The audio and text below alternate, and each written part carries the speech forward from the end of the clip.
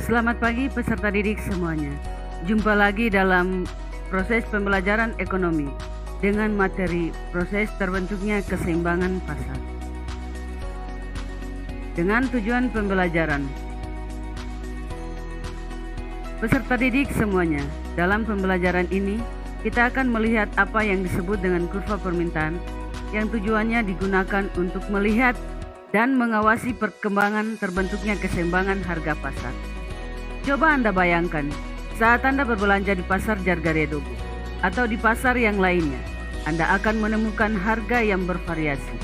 Mungkin ada yang menjual suatu barang dengan harga Rp10.000, atau mungkin ada juga yang menjualnya dengan harga Rp12.000, padahal barang yang ingin Anda beli sama.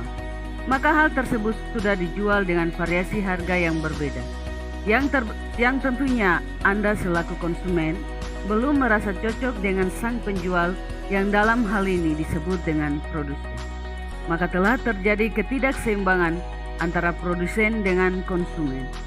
Maka kita harus mempelajari tentang harga keseimbangan pasar yang dalam hal ini disebut dengan proses terbentuknya keseimbangan pasar.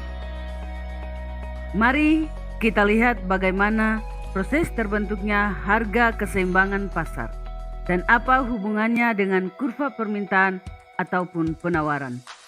Mari kita mulai pembelajaran kita. Keseimbangan pasar adalah terbentuknya suatu harga keseimbangan. Harga keseimbangan itu adalah harga di mana konsumen ataupun produsen sama-sama tidak ingin menambah atau mengurangi barang ataupun jasa yang dijual atau dikonsumsi. Fungsi keseimbangan pasar. Dalam dunia bisnis dan investasi, terdapat fungsi permintaan maupun penawaran yang dapat berdampak secara menyeluruh terhadap aliran keuangan.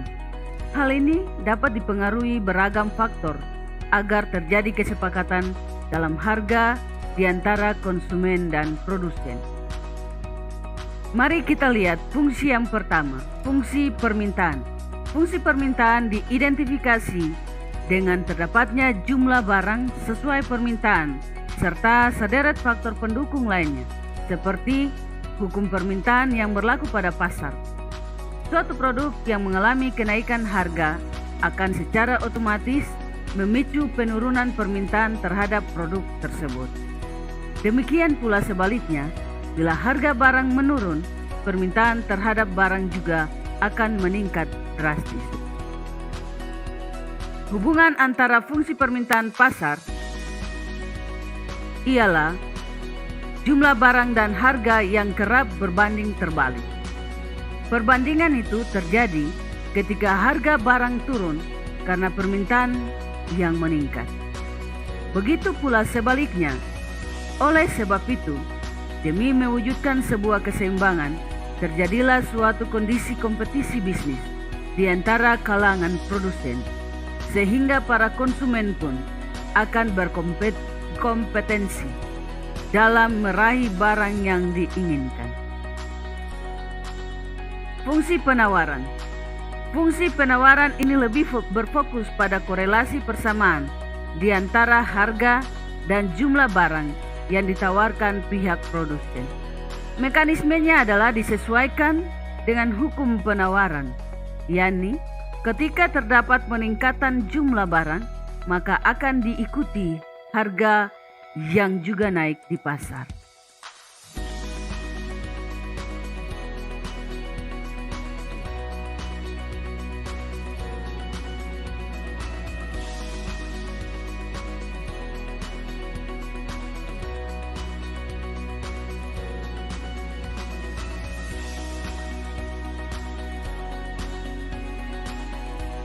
Nah, ini adalah hal yang sangat penting untuk diingat oleh Anda sekalian, yaitu selalu Anda ingat bahwa kita bisa menyebut harga keseimbangan hanya jika permintaan dan penawaran ada pada titik yang sama. Tidak boleh lebih dan tidak boleh kurang.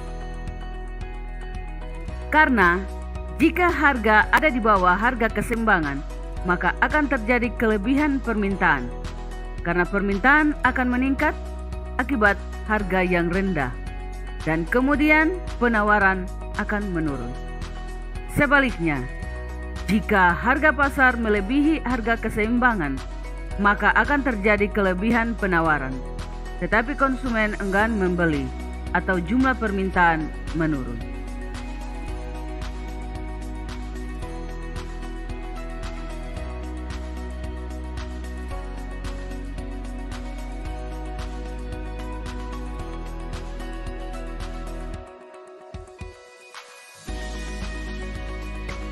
Bagaimanakah jika dicontohkan dari maksud penjelasan yang ada? Berikut contohnya. Jika harga satu ekor ikan sama dengan Rp10.000, maka permintaan akan meningkat atau pembeli meningkat. Namun, apabila harga satu ekor ikan sama dengan Rp50.000, pasti permintaan akan menurun atau pembeli menurun. Pahamkah Anda?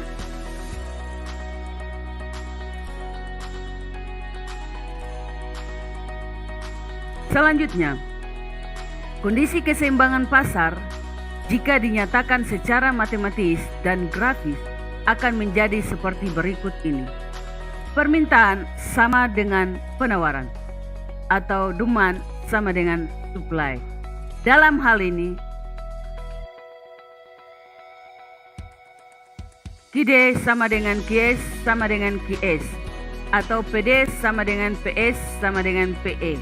Keterangannya D demand, S supply, P price, Q quantity, E equilibrium.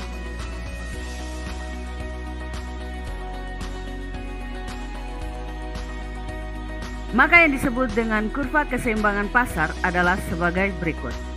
Coba Anda perhatikan kurva berikut ini.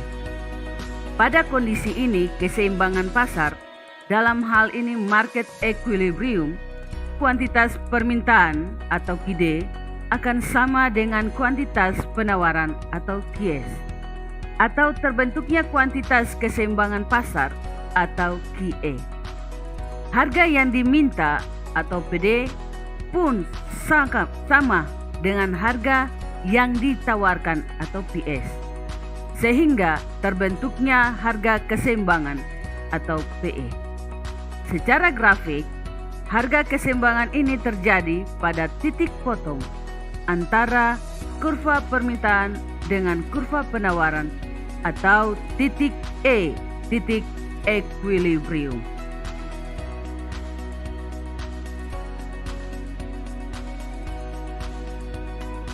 Pada artikel berikut ini, dengan contoh tukang bakso, dapat dilihat dalam skedul atau tabel permintaan dan penawaran, bahwa harga keseimbangan adalah Rp16.000 dan kuantitas keseimbangan adalah 160 mangkok.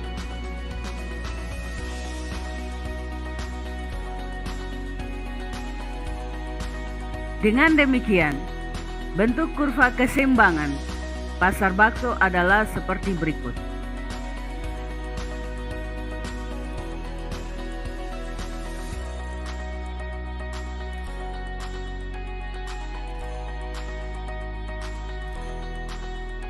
Untuk mencapai sebuah keseimbangan pasar harus ada yang dilakukan.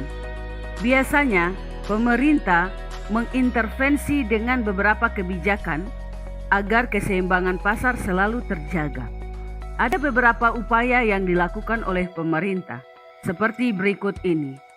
Pengendalian harga.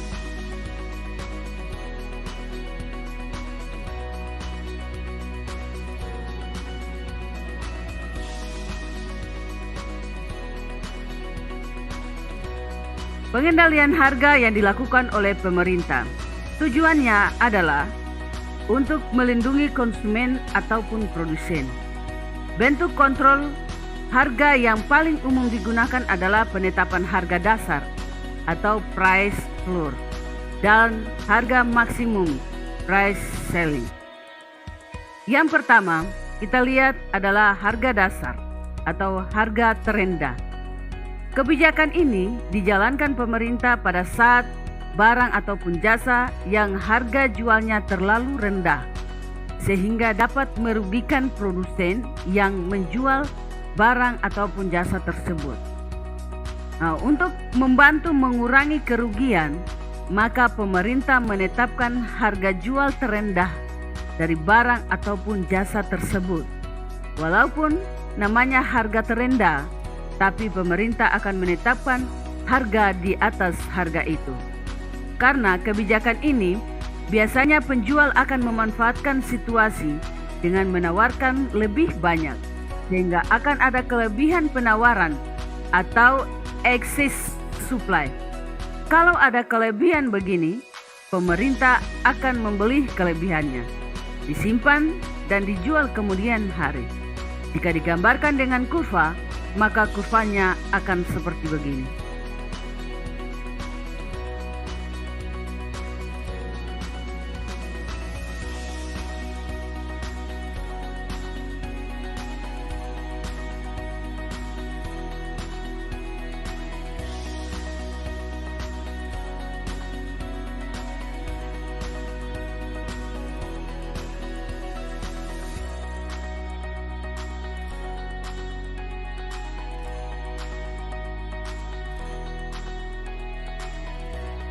Selanjutnya, kita lihat yang kedua, yaitu harga tertinggi atau harga maksimum. Kalau yang ini kebalikannya dari harga minimum. Pemerintah menetapkan harga jual tertinggi sehingga barang atau jasa masih bisa dibeli oleh konsumen secara wajar. Harga tertinggi di sini adalah harga yang ditetapkan oleh pemerintah dan itu merupakan patokan harga tertinggi yang diperbolehkan. Jadi, produsen boleh menjual di bawah atau sama dengan harga itu, tetapi tidak boleh melebihi harga tersebut. Kalau kebijakan ini nantinya akan menghasilkan kelebihan permintaan, sehingga nantinya akan ada kekurangan pasokan barang atau kelangkaan. Cara yang paling mudah untuk menanganinya adalah dengan menjaga ketersediaan dan mengimpor barang atau mendorong peningkatan produksi.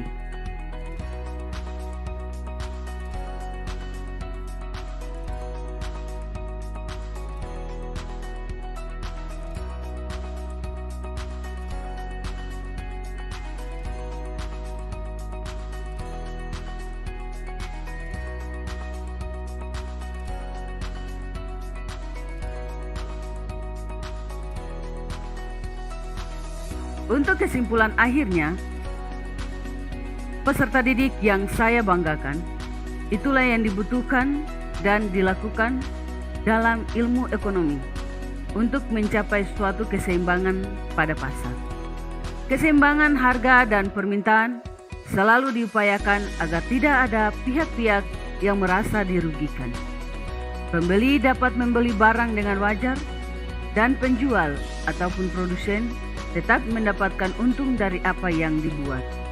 Dengan ilmu pengetahuan yang Anda miliki tentang materi ini, Anda bisa mengawasi setiap kebijakan yang dikeluarkan oleh pemerintah, serta bisa juga melihat kondisi ideal harga yang ditawarkan di pasar.